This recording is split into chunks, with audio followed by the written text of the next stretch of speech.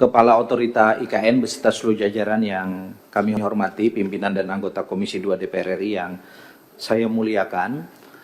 Selanjutnya kita akan mendengarkan paparan dari Kepala Otorita Ibu Kota Nusantara terkait dengan progres pembangunan dan pengelolaan IKN,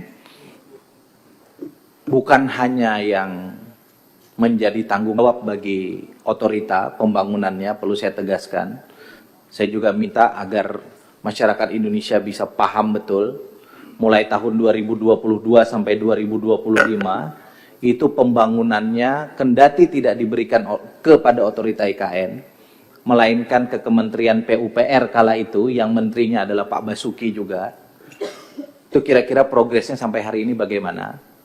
Dan per 2025, sebagaimana kita tahu kebijakan Presiden Prabowo, pembangunan infrastrukturnya dipercayakan kepada otorita IKN sampai dengan selesai. Kapan selesainya, bagaimana dukungan dananya dan seterusnya, mari kita dengarkan paparan Pak Basuki. Saya meyakini insya Allah ini akan menjadi optimisme dan kabar baik kita untuk Ibu Kota Nusantara. Silakan Pak Basuki. Bismillahirrahmanirrahim. Assalamualaikum warahmatullahi wabarakatuh. Bapak Ketua, Wakil Ketua, Ibu Bapak anggota Komisi 2 DPR RI yang terhormat dan kami hormati. Izinkan kami melaporkan apa yang diperintahkan pada kami oleh Bapak Ketua. Namun sebelumnya, karena ini mungkin pertama kali kami mengikuti RDP dengan Komisi 2, izinkan saya memperkenalkan juga para deputi kami. Yang pertama adalah dari sebelah kanan, Kepala UKHK, Unit Kepatuhan Hukum, kalau di Departemen itu Irjennya, Pak Dodit, Pak Agung Dodit.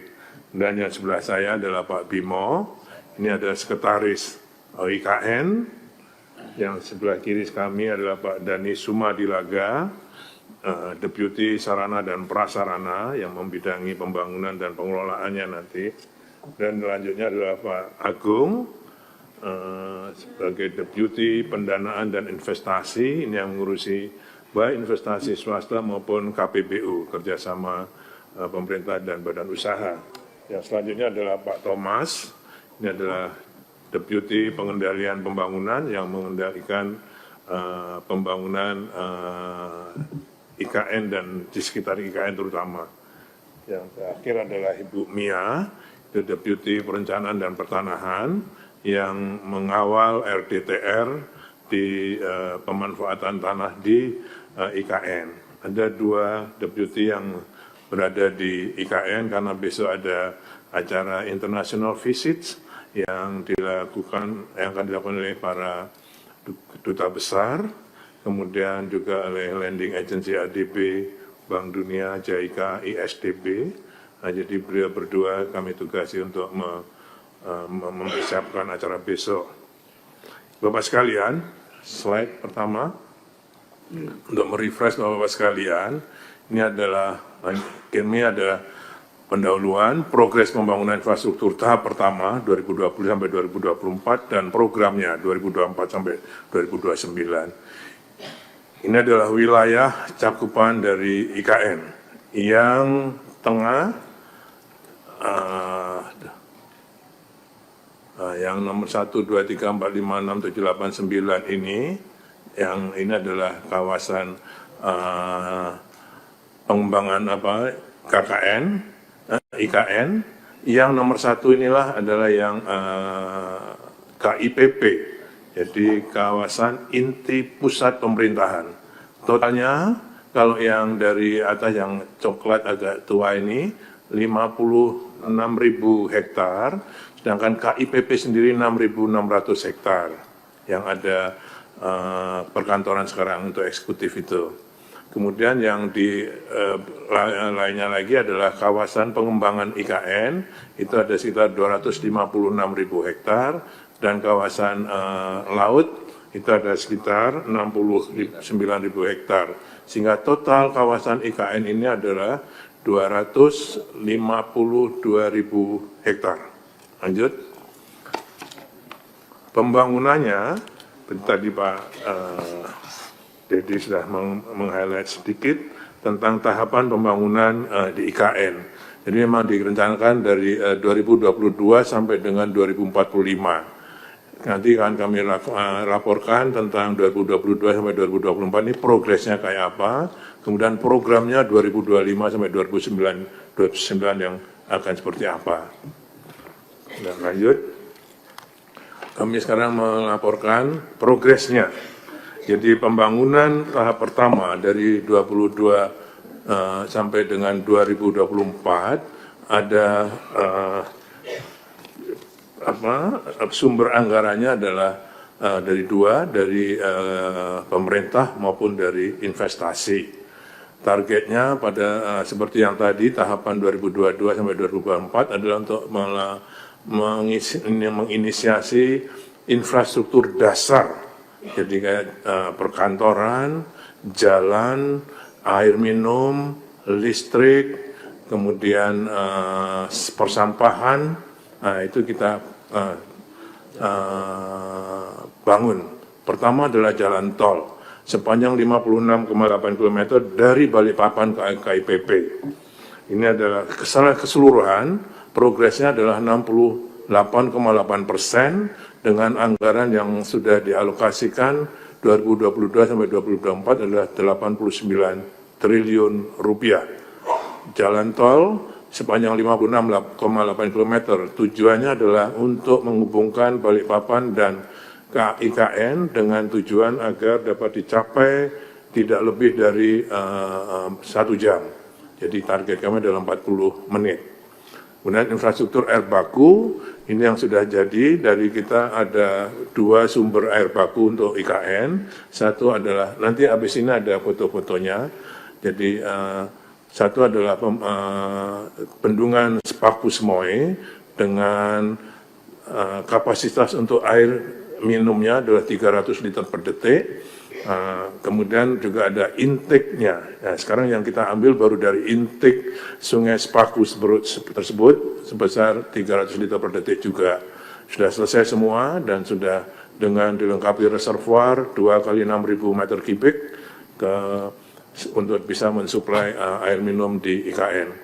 Kemudian ini tadi yang 300 liter per detik. Kemudian perkantoran lembaga eksekutif, jadi istana kantor presiden, juga istana negara, lapang upacara, istana wakil presiden sekarang baru berprogres 40%. Kantor sekretariat presiden sudah selesai, kantor sekretariat negara sudah selesai, 4 kompleks kantor kementerian koordinator ini sudah sampai 98%. Furniture sudah sebagian sudah masuk juga.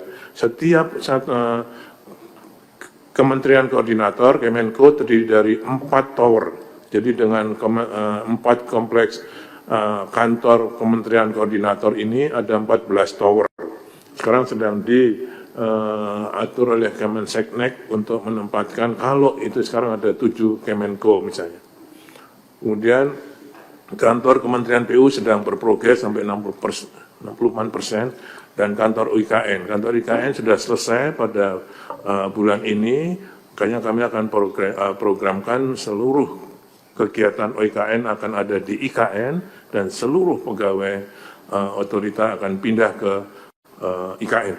Yang selama ini ada 3 tempat di Jakarta, Balikpapan, dan IKN. Tapi mulai Maret dengan selesainya kantor akan kami pindahkan semua ke sana supaya fokus untuk pembangunan IKN ke depan. Kemudian hunian untuk ASN, untuk Hankam, Polri, TNI ada 47 tower. Sampai dengan akhir Januari kemarin ada 27 tower yang selesai furnish. Masing-masing tower ada 60 unit hunian, masing-masing unit hunian adalah 98 meter persegi, terdiri dari 3 kamar, 2 kamar mandi, sehingga bisa untuk, kalau yang bujangan bisa 3 orang, kalau yang keluarga kita tempatkan 1 keluarga. Ini juga sedang diatur oleh Menpan RB kepindahan ASN ini. Akhir Februari ini akan ada 10 lagi yang selesai furnish, hanya 27, nanti akhir Maret 10 lagi 47 hunian akan selesai semua. Rumah tapak jabatan menteri berjumlah 36 unit. Nah, sekarang menterinya ada 48, jadi juga sedang dipikirkan untuk ditambahin. Kemudian penyiapan dan penataan kawasan, ini juga di KIPP 1A, 1C, dan 1B termasuk para investor yang sudah masuk ke sana sehingga kita tata kawasannya. Sarana peribadatan, di sana ada satu klaster atau ya klaster tidak masjid, basilika, kelenteng, pura, gereja dibangun di sana. Sekarang ini masjidnya sudah berprogres sampai sekitar 50%. Kemudian sanitasi untuk IPAL dan sebagainya. Lanjut. Ini progres-progresnya, jalan tol, kemudian bandara sebelah kanan ini mudah-mudahan pertengahan Maret akan dapat siap dioperasikan dengan 3.000 meter panjang dan 45 meter lebar sehingga semua wide body jet akan bisa mendarat di bandara IKN ini. Dan jalan tol juga, ini jembatan-jembatan penghubung dari Balikpapan ke IKN. Lanjut. Ini adalah bendungan, di sebelah kiri ini adalah bendungan Sepakus Moe yang tadi kami laporkan. Dulu dibangun untuk Balikpapan sebenarnya tujuannya 2.500 liter per detik untuk air minum. Dengan yang IKN, Balikpapan kita alokasikan 1.000 liter per detik, IKN 1.500 liter per detik. Kemudian ini IPA-nya yang tengah ini, kemudian dibawa ke reservoir sebelah kiri ini, yang kemudian secara gravitasi akan dialirkan ke IKN. Ini adalah TPST yang sebelah kanan atas ini adalah untuk pengelolaan sampah. Jadi tempat terpadu penanganan sampah. Yang di kanan bawah ini adalah embung. Embung ini adalah kita menahan semua runoff yang ada di IKN sehingga dia tidak kemana-mana, jadi kita tahan sebagai konservasi sumber daya air. Sekarang sudah selesai 34 embung. Ini akan ditambah lagi 32 embung lagi yang akan dibangun pada tahun 2025. Kapasitasnya bermacam-macam, kalau yang ini di dekat KIPP itu adalah 66.000 meter kubik kapasitasnya. Tapi ada yang lebih besar, 266 meter kubik. Lanjut. Ini adalah kawasan yang ASN, semua sudah berfungsi untuk pas pampres, semua ada semua. Sudah selesai, ini adalah sebelah kanan adalah rumah tapak menteri, 580 meter persegi, luas bangunannya. Lanjut. Sebelah kiri ini adalah kantor presiden yang Garuda, kemudian di bawahnya adalah istana presiden, ini yang di bawahnya, adalah lapangan. Kemudian ada kantor IKN yang sebelah kiri, kemudian adalah komplek beberapa Kemenko, dan yang sebelah kanan bawah ini adalah Seknek, jadi ada KSP, ada Seknek, ada Sekap. Oke, lanjut. Ini penataan kawasan, ini ada kawasan sumbu kebangsaan, titik nol, kemudian Kusuma Bangsa, dan ini daerah kawasan di seputaran KIPP. Lanjut. Ada masjid, ini gambar agak lama, sehingga ini ada sekarang sudah sekitar 50%. Ini semuanya dibangun oleh Kementerian PUPR. Oke. Lanjut. Bapak sekalian, kemudian ini pembangunan yang bersumber dari investasi swasta dan BUMN. Ada 51 paket pekerjaan telah melaksanakan groundbreaking saat itu dengan total investasi 58,41 triliun. Sebanyak 84 pekerjaan yang telah selesai konstruksi dan fungsional, seperti Hotel Swiss Hotel, Rumah Sakit Hermina, Rumah Sakit Mayapada, restoran kampung kecil, revitalisasi sekolah dasar, pembangkit listrik tenaga surya 50 MW yang sudah diresmikan oleh Bapak Presiden Prabowo, shelter Telkom, lapangan pusat pelatihan PSSI. Dan sebanyak 8 paket pekerjaan yang masih tahap konstruksi, yaitu Hotel Kubika, Rumah Sakit IKN, Bluebird Halte, dan lain sebagainya. Kami juga sudah mengundang beberapa bank yang sudah melakukan groundbreaking, seperti Bank Mandiri, BRI, BNI, BCA, Bank Kaltara, dan PTN. Mereka sudah mempunyai program, kuartal 1 ini akan mulai dibangun April, dengan target semester 1 2026 akan mulai beroperasi. Demikian pula telah beroperasi 42 tenan, baik di lantai dasar rusun atau apartemen maupun di lantai dasar Kemenko. Jadi di lantai dasar Kemenko kita pakai untuk arena publik yang ada kafe, minimarket, restoran, dan lain sebagainya. Lanjut. Nah, ini yang tadi yang investasi tadi. Satu untuk swasta lapangan PSSI, hotel Swiss Hotel, kemudian rumah sakit yang PLTS 50 MW. Lanjut. Juga beberapa tenan yang sudah masuk di IKN. Jadi ini ada 48 tenan yang sudah mulai masuk. Kalau Bapak Ibu ada yang berjiwa entrepreneur gitu, akan kami sangat bahagia kalau ada yang mau masuk di sini. Kalau yang di tenan ini, sementara ini 1-2 tahun kami free-kan, supaya orang bisa masuk. Saya belajar dari Superblok di Balikpapan. Ternyata Superblok Balikpapan pada saat minta tenan seperti kopi Starbucks, itu dibayar Starbucks supaya dia mau masuk mengisi di Superblok Balikpapan. Jadi saya kira dengan ini kita juga ingin, karena kita kan belum tahu customer-nya, tapi ternyata sekarang sangat, karena kunjungan masyarakat sangat besar sekali, apalagi dari Sabtu Minggu. Kemarin Januari ada 60.000 pengunjung yang datang ke IKN. Mereka butuh, ya yang kemarin 60.000 itu per bulan, terutama untuk yang weekend. Yang belum ini sudah akan ada pembangunan rumah makan Padang, yang belum ada rumah makan Sunda. Gitu. Lanjut.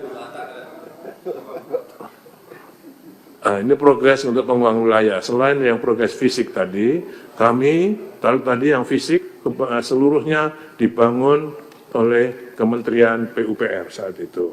Ya. Dan nanti kami laporkan juga programnya 2025. Selain itu tadi, selain APBN 89 triliun, kalau yang swasta 58 triliun, ada juga pembangunan wilayah. Yaitu kita melakukan pelatihan guru dan kepala sekolah 34 sekolah di sekitar KIPP IKN. Kemudian pembudayaan bahasa Inggris untuk anak sekolah. Kemudian pelatihan tenaga medis dan tenaga kesehatan. Pencegahan dan pengendalian penyakit malaria. Renovasi sekolah untuk peningkatan layanan pendidikan di IKN. Dan pelatihan-pelatihan untuk masyarakat di sekitar IKN. Lanjut.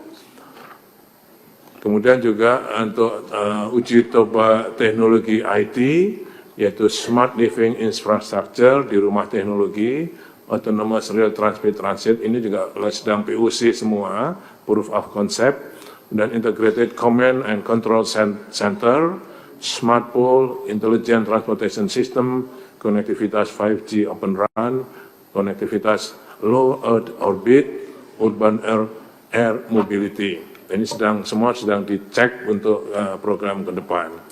Ibu, Bapak, Ketua, Wakil Ketua, Bapak-Bapak, anggota Komisi 2 yang terhormat dan kami hormati, selanjutnya izinkan kami melaporkan program 2025 sampai 2029. Lanjut. Jadi, nanti akan ada hubungannya dengan tadi yang kami laporkan pada sesi pertama. Pada dasarnya untuk program yang bersumber dari APBN, itu kami sudah berkoordinasi dengan Kementerian PU. Beliau bersurat pada kami, surat Menteri PU nomor 1245 tanggal 18 Desember 2024, tentang pelaksanaan pembangunan Ibu Kota Nusantara. Disepakati bahwa Kementerian PU akan melanjutkan pembangunan infrastruktur yang sudah berjalan. Bahkan sampai itu sudah sampai tender, tinggal penetapan pemenang oleh Bapak Menteri itu di PU.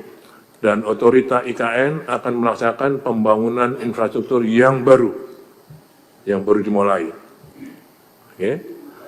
Kemudian kebutuhan anggaran otorita IKN untuk pembangunan infrastruktur berdasarkan surat itu kami menghitung.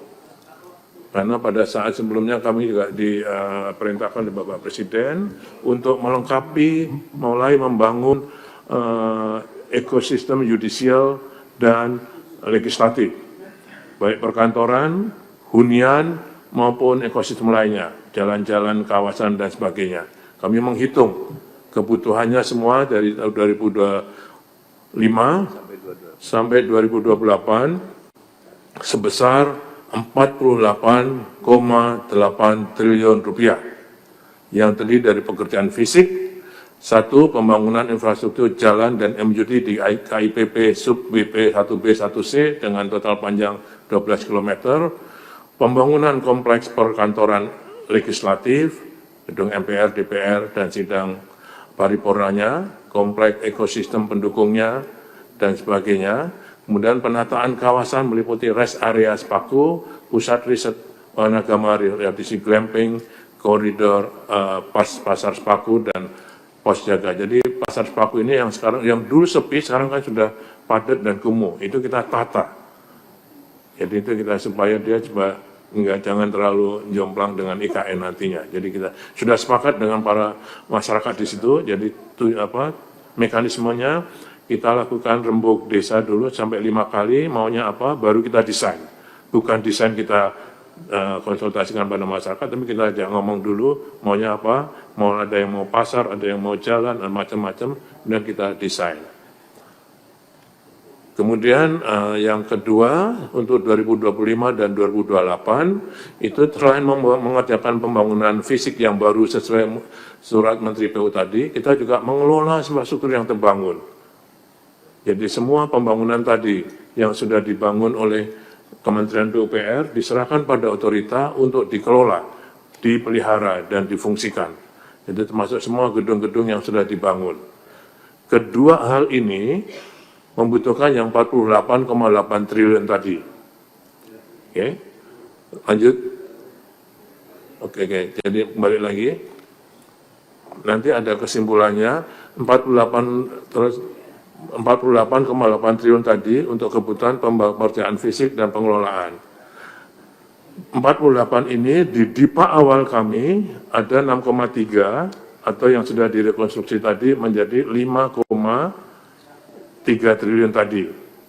Nah, itu bagian dari 48. Sehingga kami hitung juga tahun 2025 ini butuhnya berapa? Kami sebetulnya butuhnya 14,4, ya, dikurangi 6,3 sehingga kami akan mengusulkan 8,1 triliun. Nanti ada sendiri catatannya. Jadi tadi yang ditanya oleh Pak Toha, ini tadi. Ya, kami sudah hitung. Nah, jadi 48 ini sudah termasuk tadi. Lanjut. Ini saya kira pembangunan jaringan-jaringan jalan yang akan kita, ini yang biru ini adalah yang baru yang akan kita laksanakan karena di samping-sampingnya itu sudah para investor sudah groundbreaking. Ini kayak mereka nunggu kami untuk membangun, kalau ini sudah dibangun mereka akan segera bangun programnya. Lanjut. Kemudian untuk kompleks legislatif dan yudikatif, ini juga sudah didesain oleh PU, yang kemudian sudah didiskusikan, dikonsultasikan kepada Bapak Presiden, dan ada beberapa koreksi, terutama untuk ruang sidang paripurna DPR RI. Lanjut. Ini adalah penataan kawasan, rest area Spaku, ini adalah yang sekarang itu sangat kumuh sehingga tidak layak sebagai ibu kota negara, sehingga kami akan perbaiki, nggak terlalu mahal. Kemudian pusat latihan PSSI juga minta dibangunkan tribunnya supaya bisa segera dibikin aktivitas di sana.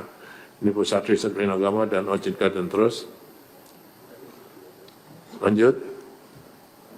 Ini Bapak, jadi Yang tadi awalnya adalah 6,395 tadi triliun, kemudian lanjut karena diefisiensikan yang awal tadi efisiensinya 1,153 tadi, mohon maaf. Ya, tadi 6,3, efisiensinya 1,153, sehingga pagu yang dapat digunakan menjadi 0,5 triliun 42 miliar tadi. Oke, lanjut.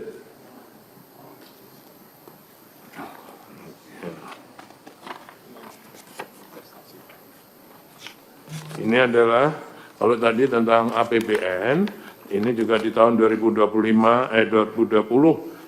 sampai 2028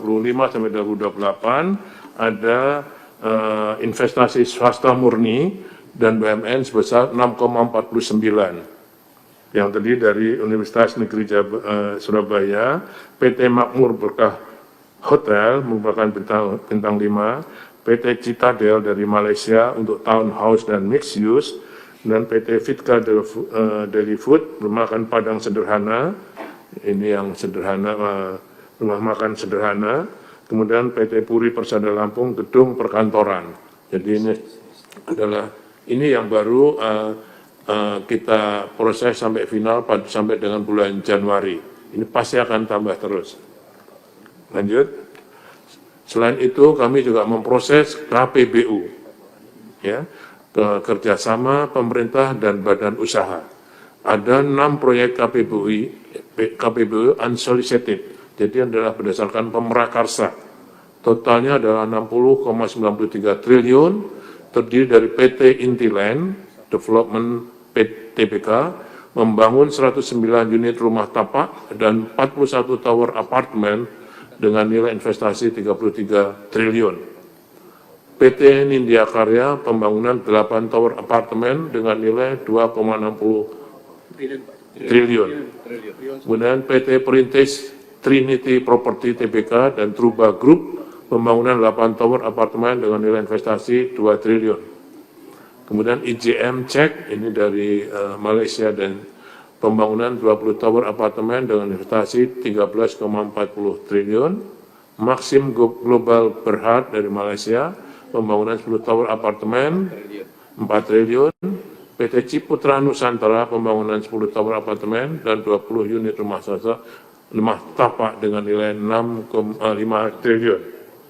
Kemudian juga terdapat 7 proyek KPBU unsolicited, jadi pemrakarsa, yang sedang dalam tahap penyiapan penyusunan studi kelayaan. Jadi yang 6 di atas tadi sudah pada tahap final, akan dilakukan negosiasi. Kemudian yang di bawah ada 7 KPBU untuk pembangunan infrastruktur jalan dan MUT, multi utility tunnel, dengan estimasi panjang 138,6 km. Kemudian pembangunan pembangkit listrik tenaga surya oleh Abu Dhabi Future Energy Company, Masdar, kapasitas 200 MW dengan nilai investasi 300 juta US. Lanjut. Ini adalah yang sudah kita tadi kami laporkan, Intiland, Truba, Cex, AJM, Maxim, Ciputra, dan Nindya Karya. Lanjut. Ini juga yang untuk APBU dengan jalan, itu ada Masdar, Cex, AJM, CSC, ini dari Cina, Nindya Karya, Adi, HK, dan Brantas. Saya kira itu apa? Jadi intinya yang seperti tadi ditanyakan oleh Pak Toha, jadi ke depan 2025 ini yang kami butuhkan ada sekitar 14,4, bagian dari 48,8 yang sudah disetujui oleh Bapak Presiden. Jadi pada tanggal 21 Januari kami melaporkan hal ini pada Presiden dan beliau sudah setuju. Saya kira di medsos juga sudah banyak, Pak Menko Infrastruktur, Pak AHY juga sudah menyampaikan pada jurnalis tentang persetujuan Bapak Presiden ini. Bapak Presiden punya target tahun 2028 akan menjadi ibu kota politik, artinya eksekutif, yudikatif, dan legislatif sudah bisa beroperasi di sana, sehingga kami harus mulai bekerja pada 2025 ini. Ya. Dari 14,48, dari 48,8 kami membutuhkan 14,4, sudah ada di DIPA 6,3, sehingga kami butuh 8,1. Ini sudah kami usulkan pada Menteri Keuangan dengan Pak Mensesnek, dan besok kami diberi 2 hari untuk melengkapi dokumen sampai besok. Nanti kalau sudah ada keputusan itu, mudah-mudahan kami bisa melapor kembali, diizinkan untuk melaporkan kembali pada Komisi 2 ini. Demikian Bapak yang kami laporkan, kami mohon betul arahan, mohon arah pagar-pagar yang harus kami lakukan untuk pembangunan IKN ini, yang pasti akan kami ikuti dengan patuh. Terima kasih, kurang lebihnya saya maaf. Assalamualaikum warahmatullahi wabarakatuh. Assalamualaikum warahmatullahi wabarakatuh. Terima kasih Bapak Kepala Otorita Ibu Kota Nusantara. Beliau tadi menyampaikan bahwa APBN 2022 sampai dengan 2024 seluruh pembangunan di IKN semua DIPA-nya ada di Kementerian PUPR. Total dana yang telah terserap 89 triliun rupiah. Di luar itu ada investasi baik dari swasta murni maupun BUMN nilainya 58,41 triliun rupiah. Dan yang sedang groundbreaking nilainya 6,49 triliun rupiah. Di luar itu ada kerjasama pemerintah dan badan usaha KPBU yang total nilai investasinya lebih kurang 60 triliun rupiah. Beliau mendapat penugasan dari Bapak Presiden Prabowo Subianto untuk menyelesaikan seluruh infrastruktur legislatif dan yudikatif yang membutuhkan anggaran 48,8 triliun rupiah yang semuanya nanti akan dikerjakan oleh otorita IKN, bukan oleh Kementerian PUPR. Dan tahun ini anggaran existing ada 6,3 triliun, dan sesuai dengan rapat terbatas beliau dengan Bapak Presiden dan Menteri terkait, dokumen untuk tambahan 8,1 triliun sedang dilengkapi. Jika nanti telah dipersetujui dan diberikan anggaran, maka nilai 14,4 triliun pada tahun 2025 sebagai bagian dari kebutuhan dari 48,8 triliun sampai 2028 itu mudah-mudahan bisa terrealisasi, yang itu artinya komitmen Presiden Prabowo Subianto untuk menjadikan Ibu Kota Nusantara pada 2028 yang ditandai dengan kepindahan seluruh trias politika, eksekutif, legislatif, yudikatif ke IKN akan bisa terlaksana. Saya kira itu yang tadi disampaikan Pak Basuki. Selanjutnya saya persilahkan kepada rekan-rekan per fraksi untuk memberikan tanggapan dan pendalaman kepada Pak Basuki. Tapi izin saya sampaikan apa adanya, Pak Basuki tadi minta tolong kalau bisa 4:30, beliau sudah meninggalkan tempat ini karena pesawatnya jam 5:30. Beliau harus menyambut seluruh duta besar dan calon investor yang ada di IKN yang besok ada kegiatan. Mudah-mudahan kita bisa menyesuaikan. Untuk kesempatan pertama saya silahkan kepada fraksi PDI Perjuangan. Makasih pimpinan. Kalau Pak Basuki buru-buru, mungkin kita bisa temani besok ke IKN semua Komisi 2. Makasih Pak Kepala OIKN dan jajaran. Saya ingin katakan bahwa dari awal kita mendukung yang namanya upaya pemindahan ibu kota sebagai sebuah upaya yang punya landasan historis, punya landasan filosofis, punya landasan teknokratik,